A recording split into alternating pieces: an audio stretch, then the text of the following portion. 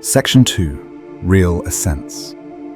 I have in a measure anticipated the subject of real assent by what I have been saying about notional. In comparison of the directness and force of the apprehension which we have of an object, when our assent is to be called real, notional assent and inference seem to be thrown back into one and the same class of intellectual acts, though the former of the two is always an unconditional acceptance of a proposition, and the latter is an acceptance on the condition of an acceptance of its premises. In its notional assents, as well as in its inferences, the mind contemplates its own creations instead of things. In real, it is directed towards things, represented by the impressions which they have left on the imagination. These images, when assented to, have an influence both on the individual and on society, which mere notions cannot exert. I have already given various illustrations of real assent. I will follow them up here by some instances of the change of notional assent into real.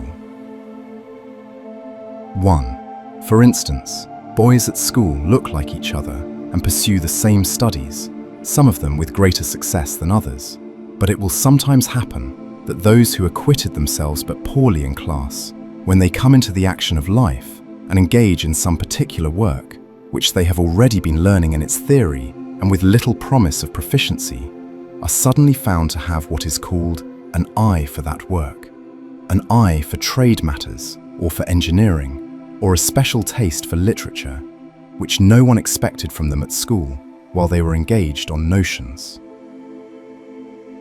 Minds of this stamp not only know the received rules of their profession, but enter into them and even anticipate them, or dispense with them, or substitute other rules instead.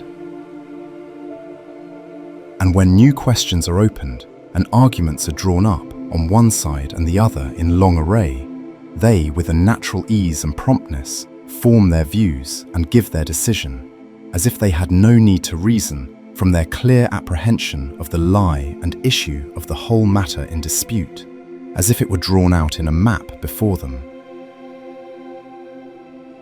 These are the reformers, systematizers, inventors, in various departments of thought, speculative and practical, in education, in administration, in social and political matters, in science. Such men indeed are far from infallible. However great their powers, they sometimes fall into great errors in their own special department, while second-rate men who go by rule come to sound and safe conclusions. Images need not be true, but I am illustrating what vividness of apprehension is, and what is the strength of belief consequent upon it. 2. Again, 20 years ago, the Duke of Wellington wrote his celebrated letter on the subject of the national defences. His authority gave it an immediate circulation among all classes of the community. None questioned what he said, nor as if taking his words on faith merely, but as intellectually recognizing their truth. Yet few could be said to see or feel that truth. His letter lay, so to say, upon the pure intellect of the national mind, and nothing for a time came of it. But 11 years afterwards, after his death, the anger of the French colonels with us, after the attempt upon Louis Napoleon's life, transferred its facts to the charge of the imagination. Then, forthwith, the national assent became in various ways an operative principle, especially in its promotion of the volunteer movement. The Duke, having a special eye for military matters, had realized the state of things from the first, but it took a course of years to impress upon the public mind an assent to his warning deeper and more energetic than the reception it is accustomed to give to a clever article in a newspaper or a review. 3. And so, generally, great truths, practical or ethical, float on the surface of society, admitted by all, valued by few, exemplifying the poet's adage, probitas laudatur et alget, until changed circumstances, accident, or the continual pressure of their advocates force them upon its attention. The iniquity, for instance, of the slave trade ought to have been acknowledged by all men from the first. It was acknowledged by many, but it needed an organized agitation, with tracts and speeches innumerable, so to affect the imagination of men as to make their acknowledgement of that iniquitousness operative. In like manner, when Mr. Wilberforce, after succeeding in the slave question, urged the Duke of Wellington to use his great influence in discountenancing dueling, he could only get from him in answer, "A relic of barbarism, Mr. Wilberforce," as if he accepted a notion without realizing a fact. At length, the growing intelligence of the community and the shock inflicted upon it by the tragical circumstances of a particular duel were fatal to that barbarism. The governing classes were roused from their dreamy acquiescence in an abstract truth and recognized the duty of giving it practical expression. 4. Let us consider, too, how differently young and old are affected by the words of some classic author, such as Homer or Horace.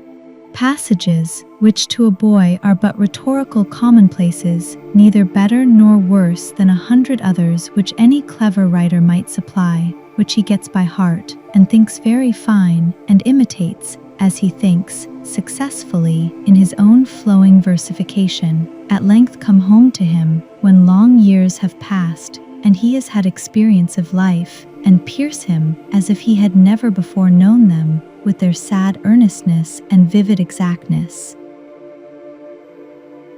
Then he comes to understand how it is that lines, the birth of some chance morning or evening at an Ionian festival, or among the Sabine hills, have lasted generation after generation, for thousands of years, with a power over the mind, and a charm, which the current literature of his own day, with all its obvious advantages, is utterly unable to rival. Perhaps this is the reason of the medieval opinion about Virgil, as if a prophet or magician, his single words and phrases, his pathetic half-lines, giving utterance, as the voice of nature herself, to that pain and weariness, yet hope of better things, which is the experience of her children in every time. 5. And what the experience of the world effects for the illustration of classical authors, that office the religious sense, carefully cultivated, fulfills towards Holy Scripture. To the devout and spiritual, the divine word speaks of things, not merely of notions. And, again, to the disconsolate, the tempted, the perplexed, the suffering, there comes, by means of their very trials, an enlargement of thought, which enables them to see in it what they never saw before. Henceforth there is to them a reality in its teachings, which they recognize as an argument, and the best of arguments, for its divine origin. Hence the practice of meditation on the sacred text, so highly thought of by Catholics. Reading, as we do, the Gospels from our youth up, we are in danger of becoming so familiar with them as to be dead to their force, and to view them as a mere history. The purpose, then, of meditation is to realize them, to make the facts which they relate stand out before our minds as objects, such as may be appropriated by a faith as living as the imagination which apprehends them. It is obvious to refer to the unworthy use made of the more solemn parts of the sacred volume by the mere popular preacher. His very mode of reading, whether warnings or prayers, is as if he thought them to be little more than fine writing, poetical in sense, musical in sound, and worthy of inspiration. The most awful truths are to him but sublime or beautiful conceptions, and are adduced and used by him, in season and out of season, for his own purposes, for embellishing his style or rounding his periods.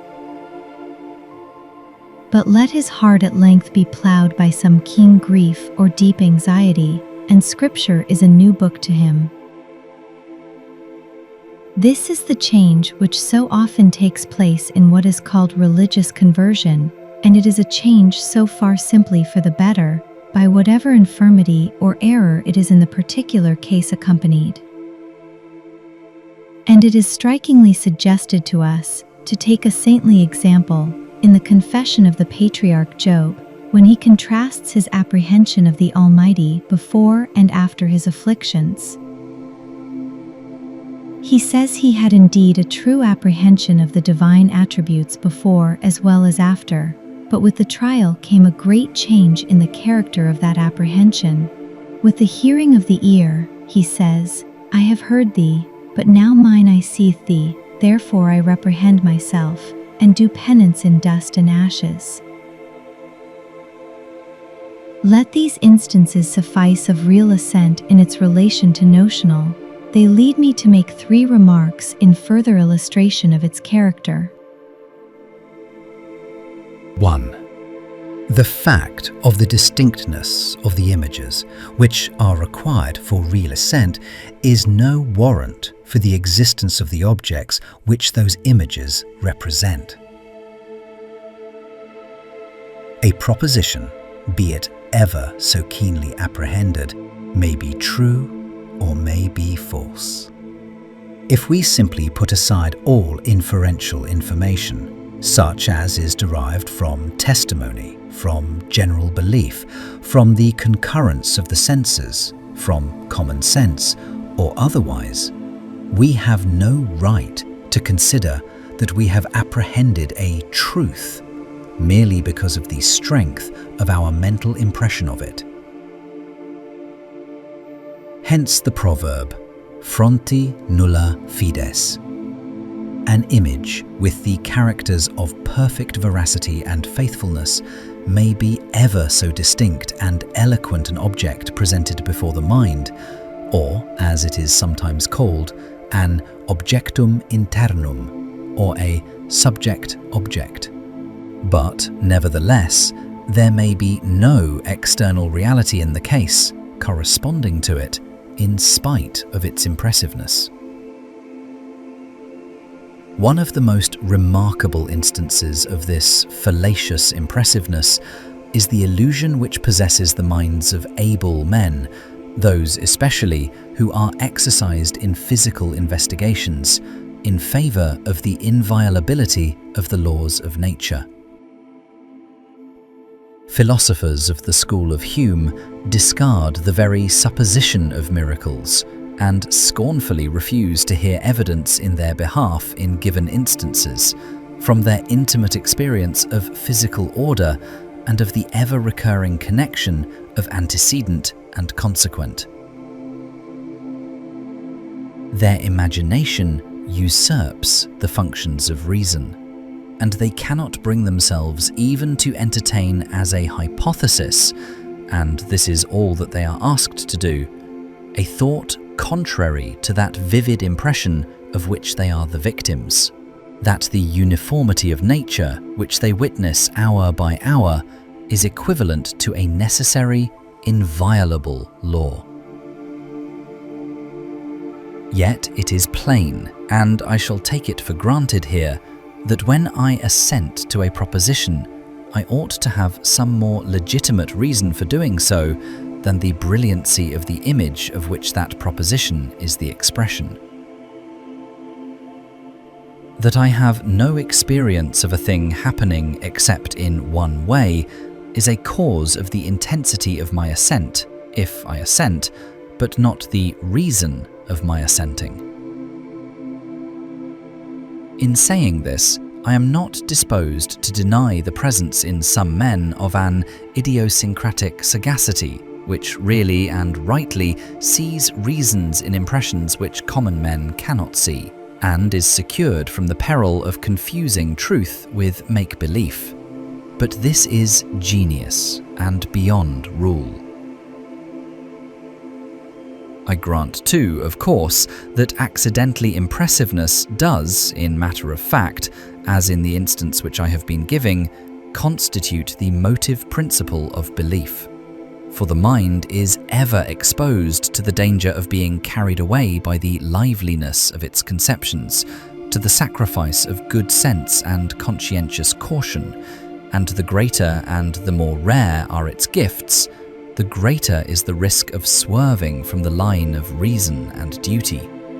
But here I am not speaking of transgressions of rule any more than of exceptions to it, but of the normal constitution of our minds, and of the natural and rightful effect of acts of the imagination upon us, and this is not to create assent, but to intensify it. 2. Next, assent, however strong, and accorded to images however vivid, is not, therefore, necessarily practical.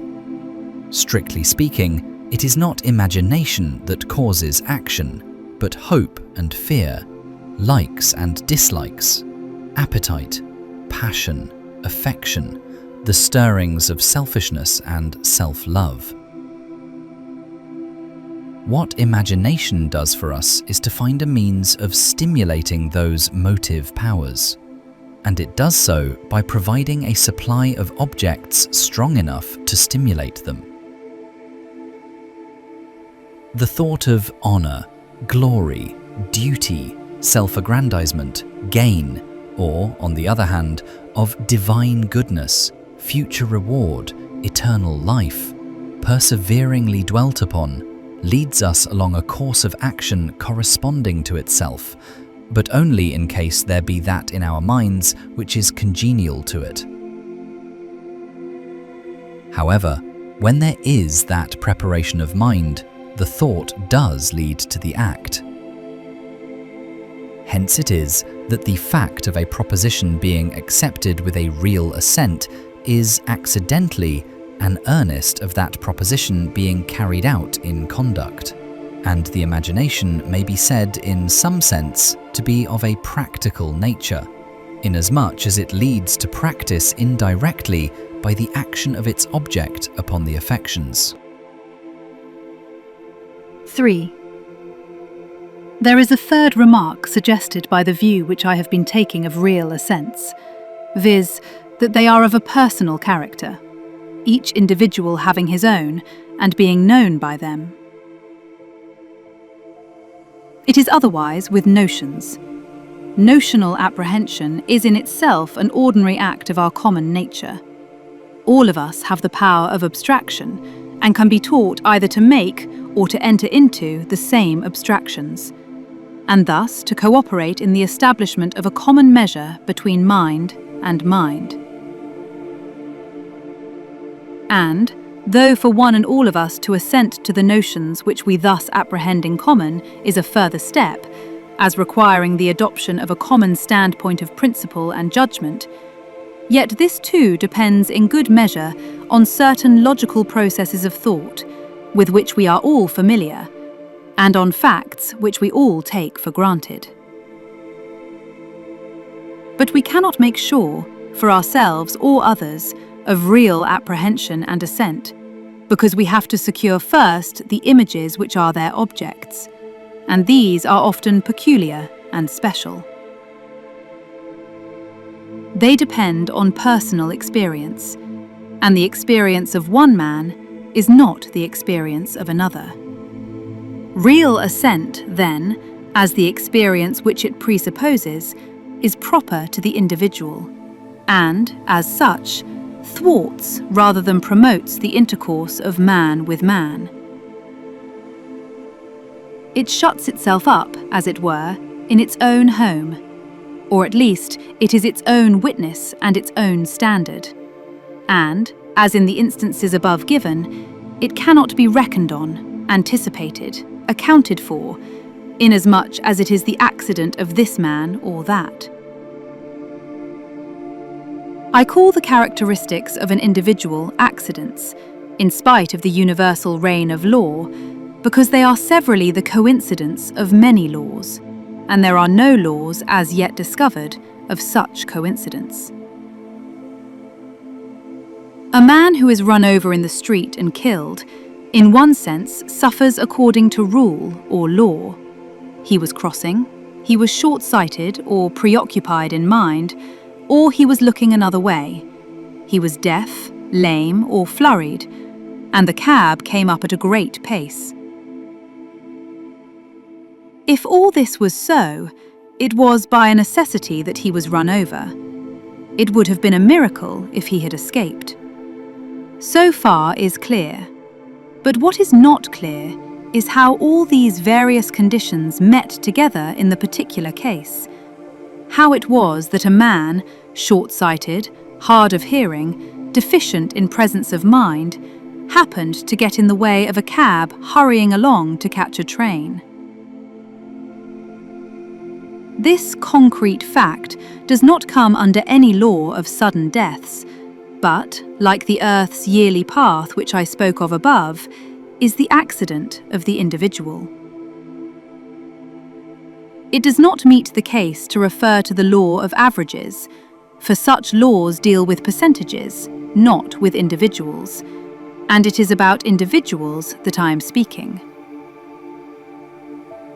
That this particular man, out of the 3 millions congregated in the metropolis, was to have the experience of this catastrophe, and to be the select victim to appease that law of averages, no statistical tables could foretell, even though they could determine that it was in the fates that in that week or day, some 4 persons in the length and breadth of London should be run over.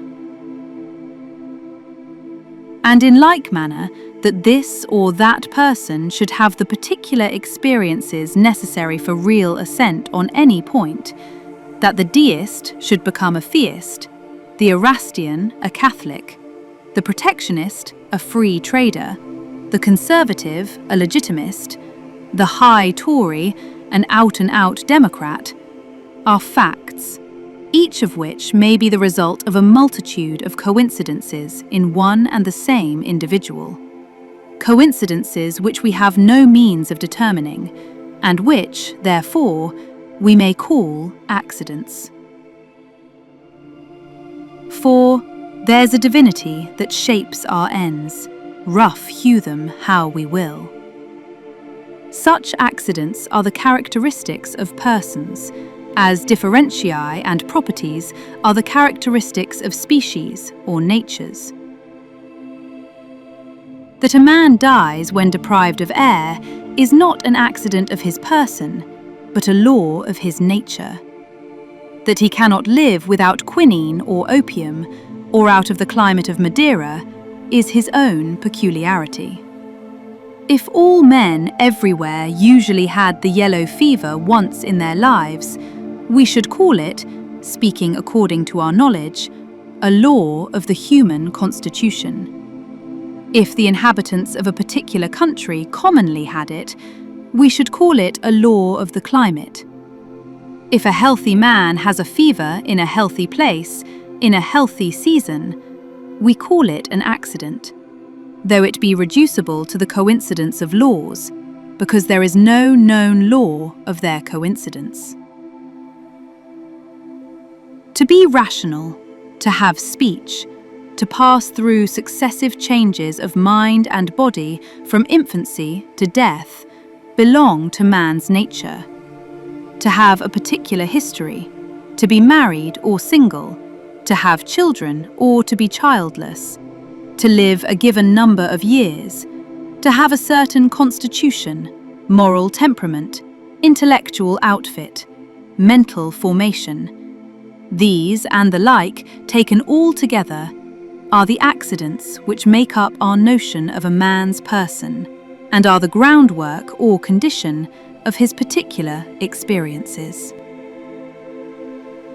Moreover, various of the experiences which befall this man may be the same as those which befall that, although those experiences result each from the combination of its own accidents, and are ultimately traceable each to its own special condition or history. That is, Images which are possessed in common with their apprehensions and assents may nevertheless be personal characteristics. If 200 or 300 men are to be found who cannot live out of Madeira, that inability would still be an accident and a peculiarity of each of them. Even if in each case it implied delicacy of lungs, still that delicacy is a vague notion, comprehending under it a great variety of cases in detail. If 500 brethren at once saw our risen Lord, that common experience would not be a law, but a personal accident which was the prerogative of each. And so again in this day, the belief of so many thousands in his divinity is not therefore notional because it is common, but may be a real and personal belief, being produced in different individual minds by various experiences and disposing causes, variously combined, such as a warm or strong imagination, great sensibility, compunction and horror at sin, frequenting the Mass and other rites of the Church, meditating on the contents of the Gospels, familiarity with hymns and religious poems, dwelling on the evidences, parental example and instruction, religious friends, strange providences, powerful preaching. In each case, the image in the mind, with the experiences out of which it is formed, would be a personal result, and, though the same in all, would in each case be so idiosyncratic in its circumstances that it would stand by itself, a special formation, unconnected with any law, though at the same time it would necessarily be a principle of sympathy and a bond of intercourse between those whose minds had been thus variously wrought into a common assent, far stronger than could follow upon any multitude of mere notions which they unanimously held. And even when that assent is not the result of concurrent causes, if such a case is possible, but has one single origin, as the study of Scripture, careful teaching, or a religious temper, still its presence argues a special history and a personal formation, which an abstraction does not. For an abstraction can be made at will, and may be the work of a moment, but the moral experiences which perpetuate themselves in images must be sought after in order to be found, and encouraged and cultivated in order to be appropriated. I have now said all that occurs to me on the subject of real assents, perhaps not without some risk of subtlety and minuteness. They are sometimes called beliefs, convictions, certitudes, and, as given to moral objects, they are perhaps as rare as they are powerful. Till we have them, in spite of a full apprehension and assent in the field of notions, we have no intellectual moorings, and are at the mercy of impulses, fancies and wandering lights, whether as regards personal conduct, social and political action, or religion. These beliefs, be they true or false in the particular case, form the mind out of which they grow, and impart to it a seriousness and manliness which inspires in other minds a confidence in its views, and is one secret of persuasiveness and influence in the public stage of the world. They create, as the case may be, heroes and saints, great leaders, statesmen, preachers and reformers, the pioneers of discovery in science, visionaries, fanatics, knight-errants, demagogues and adventurers. They have given to the world men of one idea, of immense energy, of adamantine will, of revolutionary power. They kindle sympathies between man and knit together the innumerable units which constitute a race and a nation. They become the principle of its political existence. They impart to it homogeneity of thought and fellowship of purpose.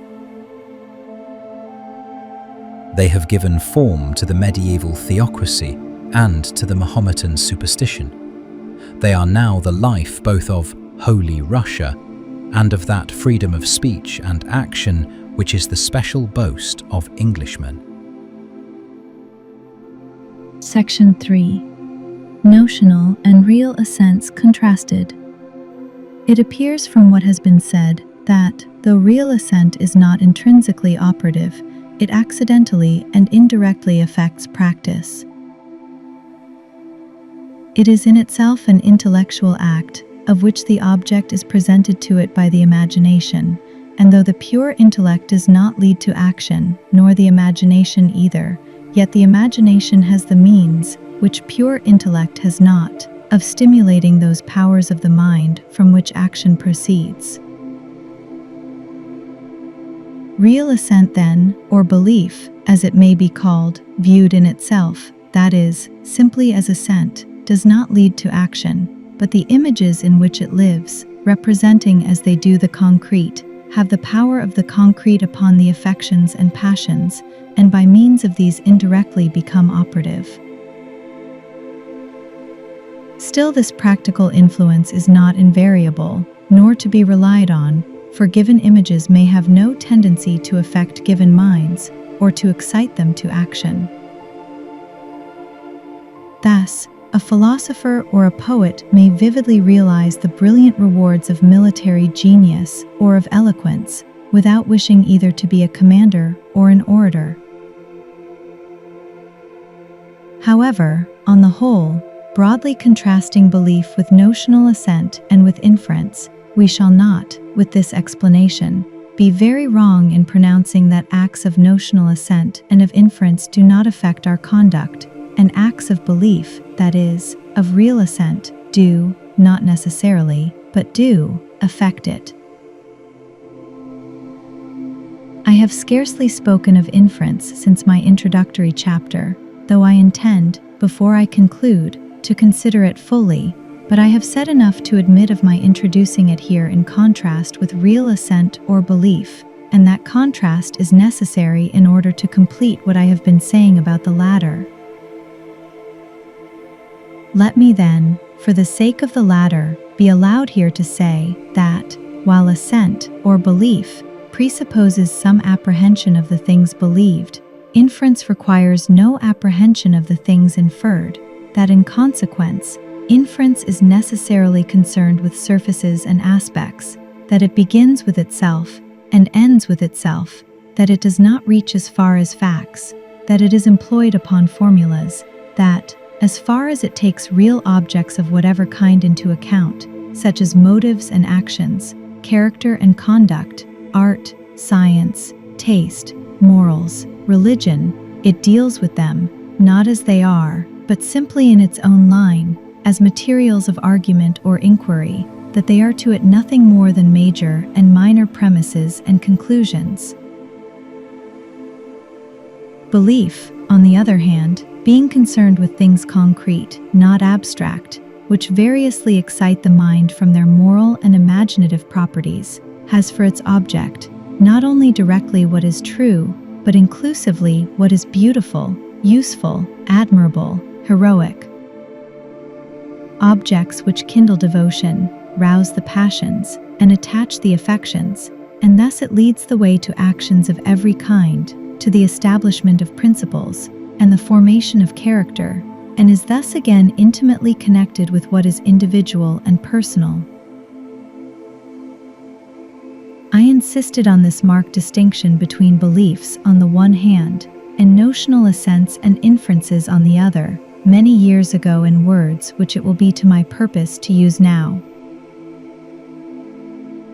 I quote them because, Over and above their appositeness in this place, they present the doctrine on which I have been insisting from a second point of view, and with a freshness and force which I cannot now command, and, moreover, though they are my own, nevertheless, from the length of time which has elapsed since their publication, almost with the cogency of an independent testimony.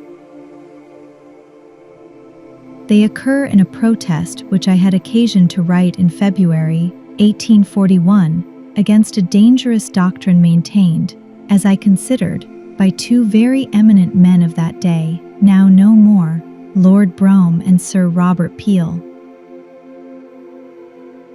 That doctrine was to the effect that the claims of religion could be secured and sustained in the mass of men, and in particular in the lower classes of society, by acquaintance with literature and physical science, and through the instrumentality of mechanics' institutes and reading rooms, to the serious disparagement, as it seemed to me, of direct Christian instruction.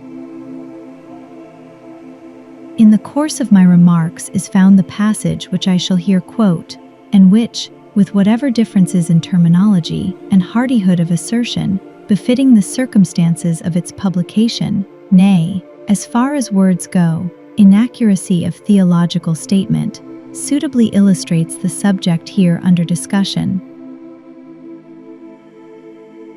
It runs thus. People say to me that it is but a dream to suppose that Christianity should regain the organic power in human society which once it possessed. I cannot help that. I never said it could. I am not a politician. I am proposing no measures, but exposing a fallacy and resisting a pretense. Let Benthamism reign if men have no aspirations, but do not tell them to be romantic and then solace them with glory. Do not attempt by philosophy what once was done by religion. The ascendancy of faith may be impracticable, but the reign of knowledge is incomprehensible. The problem for statesmen of this age is how to educate the masses, and literature and science cannot give the solution.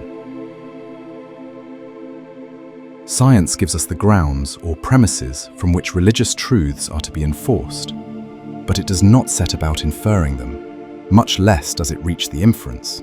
That is not its province. It brings before us phenomena, and it leaves us, if we will, to call them works of design, wisdom, or benevolence, and further still, if we will, to proceed to confess an intelligent creator. We have to take its facts and to give them a meaning and to draw our own conclusions from them. First comes knowledge, then a view, then reasoning, and then belief. This is why science has so little of a religious tendency. Deductions have no power of persuasion. The heart is commonly reached, not through the reason, but through the imagination, by means of direct impressions, by the testimony of facts and events, by history, by description. Persons influence us, voices melt us, looks subdue us, deeds inflame us. Many a man will live and die upon a dogma. No man will be a martyr for a conclusion. A conclusion is but an opinion. It is not a thing which is, but which we are quite sure about. And it has often been observed that we never say we are sure and certain without implying that we doubt. To say that a thing must be is to admit that it may not be. No one, I say, will die for his own calculations. He dies for realities. This is why a literary religion is so little to be depended upon. It looks well in fair weather, but its doctrines are opinions, and when called to suffer for them, it slips them between its folios or burns them at its hearth. And this again is the secret of the distrust and raillery with which moralists have been so commonly visited. They say and do not. Why? Because they are contemplating the fitness of things, and they live by the square.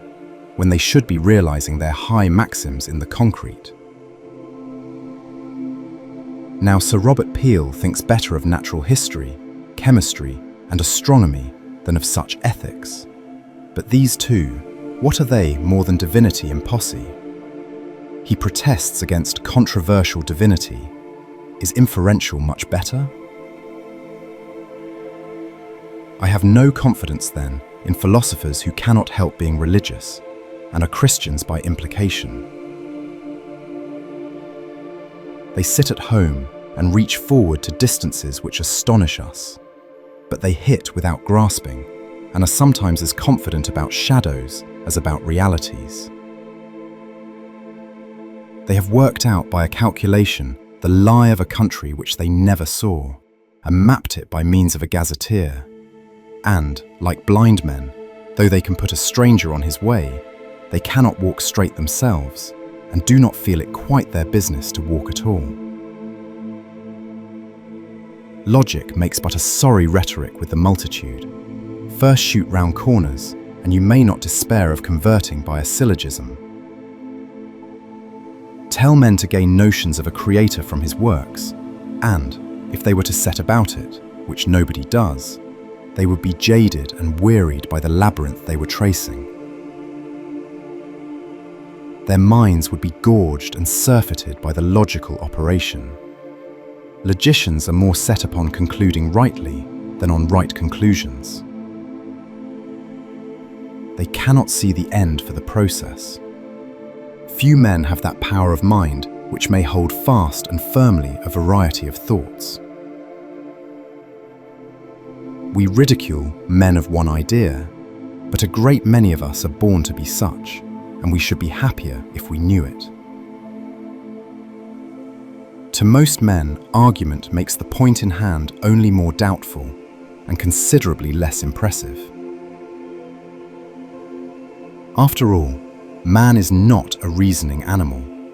He is a seeing, feeling, contemplating, acting animal. He is influenced by what is direct and precise. It is very well to freshen our impressions and convictions from physics, but to create them, we must go elsewhere. Sir Robert Peel never can think it possible that a mind can be so constituted that, after being familiarized with the wonderful discoveries which have been made in every part of experimental science, it can retire from such contemplation without more enlarged conceptions of God's providence and a higher reverence for his name. If he speaks of religious minds, he perpetrates a truism. If of irreligious, he insinuates a paradox. Life is not long enough for a religion of inferences. We shall never have done beginning if we determine to begin with proof. We shall ever be laying our foundations. We shall turn theology into evidences and divines into textuaries. We shall never get at our first principles. Resolve to believe nothing, and you must prove your proof and analyze your elements, sinking farther and farther, and finding, in the lowest depth, a lower deep, till you come to the broad bosom of skepticism. I would rather be bound to defend the reasonableness of assuming that Christianity is true than to demonstrate a moral governance from the physical world. Life is for action.